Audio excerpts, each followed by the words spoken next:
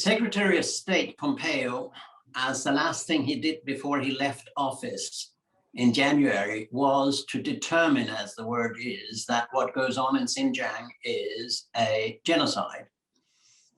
And about a month later comes this report from the New Lines Institute in Washington and co-authored with the Raoul Wallenberg Center in Montreal.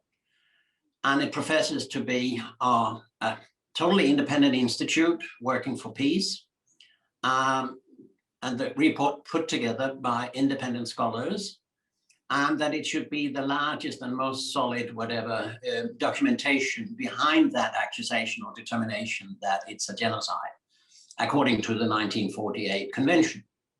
Now, we thought it was interesting, first of all, what is the documentation? That's what researchers should be interested in.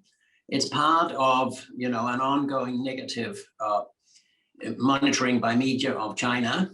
And it's also very important to check, if you accuse a country to do genocide, that the documentation is rock solid. So we thought, as a research institution interested in China and working with the Belt and Road Initiative, that we would look into it also because all the mainstream Western media reported this report by the New Lines Institute without checking a single source. They just said, this is the fact, this is the most independent and reliable report there is, etc. And that goes with all the mainstream media.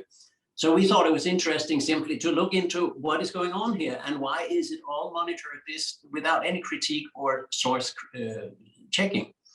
And we found that it's not an independent institute. It's people, and the institute itself is related to certain interest, and so are many of the researchers. However, these researchers who contributed to it are not mentioned for their other relations, such as to State Department, to consultancy companies, to Pentagon, or to what we call the military industrial media academic complex, the MIMAC.